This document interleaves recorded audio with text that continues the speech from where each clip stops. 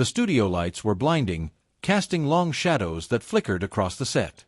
The audience buzzed with excitement, eager for another night of predictable banter, celebrity stories, and viral moments. It was just another night on Jimmy Kimmel Live, until Harrison Ford walked in. At 81 years old, Ford carried himself with a presence that made even the most distracted fans in the crowd sit up straight. He wasn't here to be the subject of jokes or to bask in nostalgia. He wasn't here for the manufactured comfort that late-night TV often served up. His presence was commanding, silent, and filled with history. The weight of decades in Hollywood rested in the way he stood, shoulders square, eyes sharp, as if he had nothing left to prove but everything to say. Kimmel, on the other hand, radiated his usual charm. His grin stretched wide, and his voice boomed as he introduced Ford to the audience, who erupted in applause. "Ladies and gentlemen, the man, the myth, the legend, Harrison Ford," he announced, the crowd cheering louder. It was a classic Kimmel moment. Hype, humor, and reverence, all neatly packaged in his trademark showmanship. Ford gave a simple nod to the audience, acknowledging them briefly before settling into the guest chair. And that's when the contrast was clear. While Kimmel leaned in, full of energy, constantly moving, Ford remained seated, a monolith against the onslaught of easy smiles and predictable quips. The first few minutes unfolded as expected. Ford discussed his latest film, joking about old injuries, reminiscing about working with directors. The crowd chuckled at his stories, and Kimmel, ever the seasoned host, tossed in a punchline here and there. But beneath the surface, something was off. There was a subtle sharpness in Ford's eyes, a glint of something that didn't quite match the light-hearted tone. Ford wasn't basking in the warmth of nostalgia. He wasn't playing the game of celebrity banter. He wasn't here to stroke anyone's ego, not Kimmel's, not the audience's. His mind was elsewhere, calculating, weighing, waiting. The audience hadn't yet realized it. They were still riding the comfortable wave of routine, oblivious to the fact that this wasn't going to be another feel-good, surface-level segment. Kimmel, confident in his ability to guide the conversation, continued to steer it with charm, unaware that Ford was not just a guest. He was a cultural force, one that wouldn't play by the rules of modern television. And then, as the conversation shifted, Kimmel leaned in, sensing an opening. "You've been in this business for over 5 decades, Harrison," he began, his tone casual. "What do you think about how the industry handles controversial figures these days?" The question landed. Silence followed. The temperature in the room shifted, and it became clear. Ford wasn't here for the usual light-hearted banter. The calm before the storm was over. Ford had just entered the battlefield. As Jimmy Kimmel leaned forward, his voice deceptively casual, the audience remained eager for Ford's response. The atmosphere had shifted from light-hearted to something more charged, but Kimmel, ever the professional, didn't seem to notice. He had asked the question expecting another witty answer, another anecdote for the crowd to laugh at. But Harrison Ford wasn't just a guest. He was a man who had spent over 5 decades in Hollywood's trenches, someone who had never conformed to the typical rules of fame or media manipulation. Kimmel's grin remained, but the tension in Ford's response made it clear this was no ordinary interview. "What do you mean by that, Jimmy?" Ford's voice was low, controlled, but there was an unmistakable edge. His gaze fixed on Kimmel, unblinking, unwavering. The audience, sensing the change, sat in uneasy silence. The humor was gone. The easy camaraderie was lost. Kimmel, trying to regain his usual smoothness, pushed further. "Well, you know, we've seen actors and public figures facing consequences for things they've said or done. Some call it accountability, others call it cancel culture. You've never been shy about speaking your mind. Do you ever worry about saying the wrong thing?" Ford's grip tightened slightly on the armrests of his chair. The tension between them was now palpable, like a quiet storm before it broke. "I think people should be able to express their opinions, Jimmy," Ford replied, his voice firm, each word punctuated with intention. "But we're talking about the principle here. There's a difference between holding someone accountable for genuine wrongdoing and destroying someone's livelihood over a mistake or an unpopular opinion." Kimmel's smile faltered, but he quickly leaned in, trying to press forward. "That's interesting," he said, his tone now edged with something more deliberate. "So, you think some of the people facing consequences didn't deserve it?" The question hung in the air, loaded, as the audience shifted uncomfortably. This wasn't the usual back-and-forth exchange. This wasn't playful banter. This was a clash of ideologies, old Hollywood grit against the polished morality of modern media. Ford's voice dropped lower, but the intensity was undeniable. What I'm saying is, there's a fine line. Accountability isn't about tearing someone down for a single moment in time or for going against the grain of popular opinion. It's about recognizing when someone is being judged unfairly, based on the whims of a mob mentality that doesn't care about context or growth. The studio, once filled with laughter and easy applause, was now quiet, almost suffocating. Kimmel's confidence wavered, but he kept pushing. "But, Harrison," he pressed, his voice now sharp, "don't you think actors, celebrities, people with platforms have a responsibility to be careful with their words? Especially on topics like racism, sexism, and other sensitive issues." Ford's eyes narrowed, his posture straightened as he leaned slightly forward. "Careful according to who, Jimmy?" he countered. "You. The Twitter mob. A corporate boardroom in Silicon Valley." The problem isn't about being careful with words. It's about everyone deciding what's acceptable based on their own narrow view of the world. Who decides what's harmful? Who decides who gets to speak freely? The audience, once hesitant, now felt the full weight of Ford's words. Some leaned forward, others held their breath, but everyone was fully engaged in the intellectual battle unfolding before them. Kimmel, ever the showman, tried to lighten the mood, but it was clear that this was no longer just a late-night interview. It had evolved into a confrontation between two different worlds, two philosophies about freedom, accountability, and expression. Ford had already made his point. This wasn't about celebrities tiptoeing around hot-button issues for fear of backlash. This was about the freedom to speak your truth and the dangers of a society that decided who was worthy of a platform based on its ever-shifting moral compass. The silence in the room deepened. Ford had pushed back, and now it was Kimmel's turn to respond, not as a talk show host, but as a man suddenly caught in the tension of a conversation that threatened to dismantle the very foundation of modern media. The studio, once filled with easy laughter and routine applause, now felt suffocating. The energy had shifted, the light banter of Hollywood stories, the nostalgia of a legendary career, had all been stripped away. Harrison Ford, with his usual stoic calm, had changed the narrative. This wasn't a typical late-night appearance. This was something much deeper.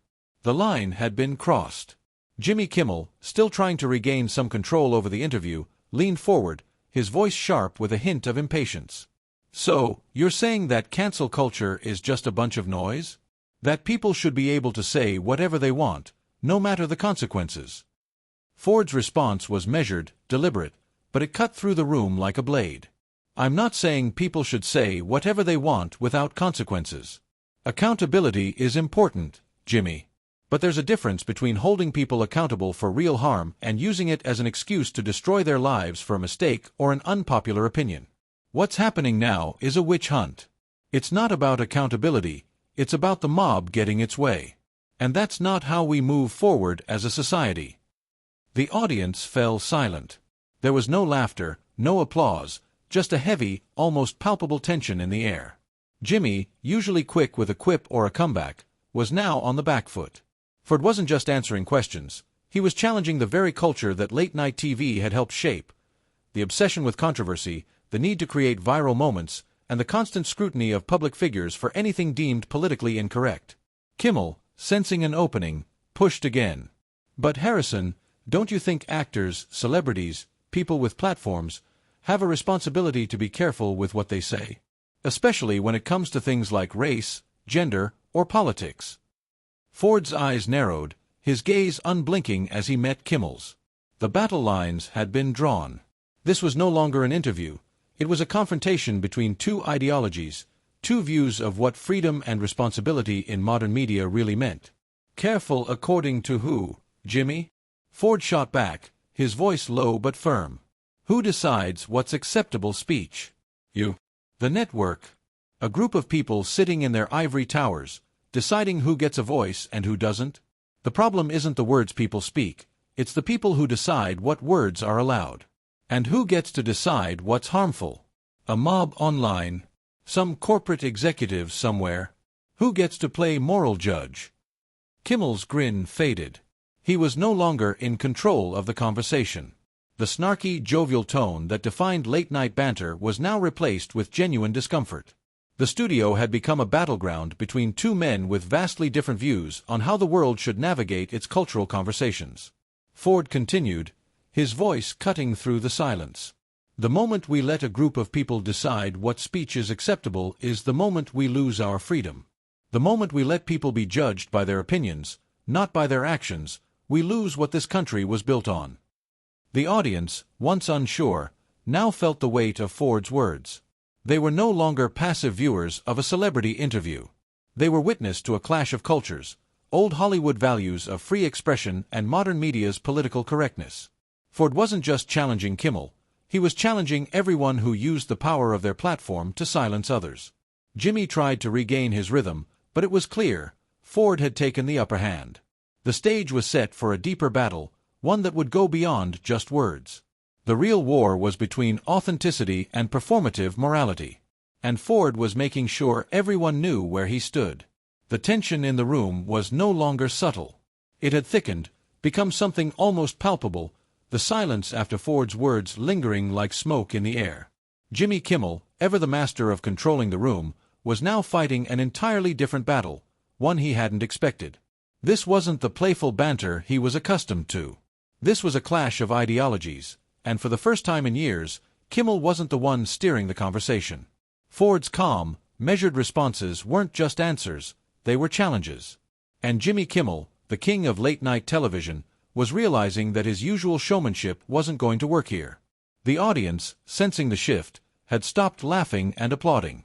They were now watching something deeper unfold. Kimmel, always quick on his feet, took a breath and attempted to regain control. So you think some of these celebrities who face consequences for things they've said or done, some of them didn't deserve it? He asked, his voice a little sharper now. Ford wasn't backing down. He wasn't here to make the audience comfortable, to give them easy answers. Ford sat forward in his chair, his gaze locking with Kimmel's. I think there's a difference between holding someone accountable for real wrongdoing and using the moment to destroy someone's entire career. What we're seeing now isn't accountability. It's mob justice. People get destroyed for mistakes, for opinions that don't fit the popular narrative. That's not right, Jimmy. The studio, which had been full of nervous laughter just moments ago, was now filled with a thick silence. No one moved. No one breathed too loudly. This wasn't just a late-night talk show anymore. This was a cultural conversation, one that Ford was pushing forward, whether the world was ready for it or not. Kimmel tried to deflect, his tone shifting toward a more authoritative note. But don't you think, especially in today's climate, public figures, celebrities, influencers, have a responsibility to be careful with their words? Especially when it comes to sensitive topics like race, gender, and politics.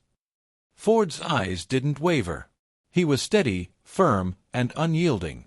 Careful according to who, Jimmy? You. The network executives? The Twitter mob? Who gets to decide what's harmful speech? Because where I come from, freedom of expression means you can say what you believe, even if it's unpopular. The problem isn't the speech. The problem is the people who are deciding who gets to speak. The audience had stopped breathing altogether. Kimmel had asked the question, but Ford wasn't just answering it.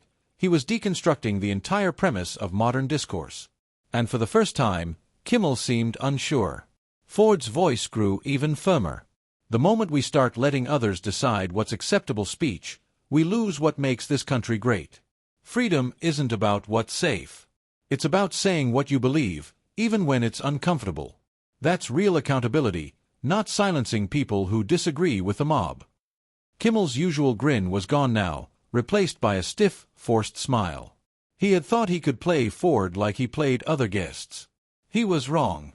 The real battle was unfolding before him, between authenticity and performative politics.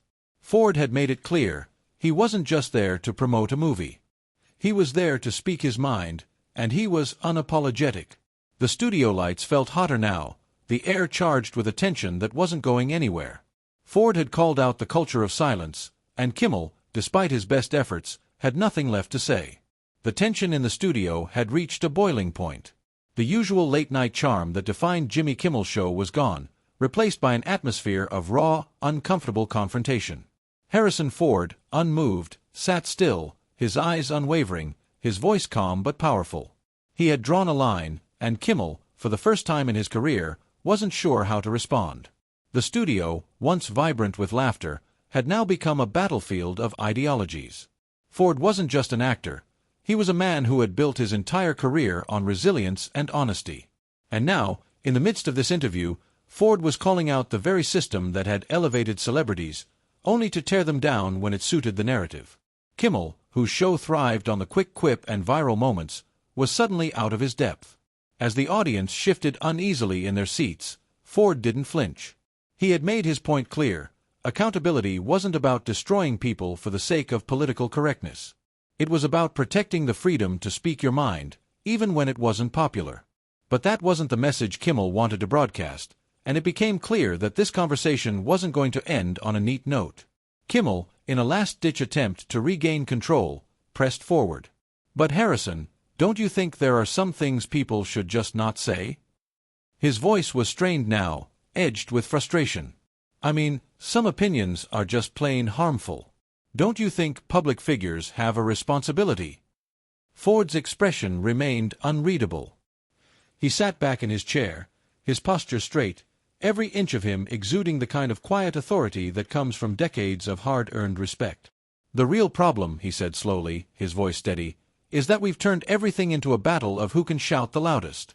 Everyone's worried about being right, rather than actually trying to understand one another. Society doesn't need more noise, it needs more listening." The studio fell into a thick, suffocating silence. The cameras panned over the audience, some nodding thoughtfully, others clearly uncomfortable. It was the kind of moment that would echo far beyond the walls of the studio. Kimmel had poked at a vulnerable spot, and Ford had responded with something far more dangerous than words: the truth. Without warning, Ford stood up. His movements were slow, deliberate, but there was an undeniable force behind them. He didn't look at Kimmel, didn't acknowledge the host's now stiff expression. The walkout was inevitable. Ford's silence was louder than any verbal exchange could have been. As Ford turned and began to walk off the set, the audience sat frozen, unsure how to react. The usually smooth, practiced show had come to a sudden, jarring halt. The crew, normally so composed, exchanged nervous glances, unsure whether to cut to commercial. But the show was live, and the cameras had captured history in the making. Jimmy Kimmel, his face flushed with a mix of disbelief and frustration, tried to salvage the moment. "Harrison," he called out, his voice breaking for the first time, "we can work this out, wait." But Ford didn't turn around. He didn't need to. His words had already said everything. The audience, in stunned silence, finally began to applaud, but it wasn't the typical applause. It was hesitant, unsure, like they didn't know whether to cheer or mourn. As the doors swung closed behind Ford, leaving Kimmel standing at his desk, the reality of what had just transpired hit everyone at once. This wasn't just a celebrity interview gone wrong. This was a man who had refused to play the game, who had walked away not just from a talk show, but from a world that valued spectacle over substance. Harrison Ford had made a statement, and no one was walking away unaffected. The aftermath was immediate. Social media exploded, the clip of Ford's walkout spreading like wildfire. The headlines wrote themselves. Some praised Ford for his integrity, for standing up against the machine. Others slammed him, accusing him of being out of touch. But as the digital conversation raged on, the truth remained undeniable. Ford had taken a stand, and in doing so, he had shifted the very dynamic of late-night television forever.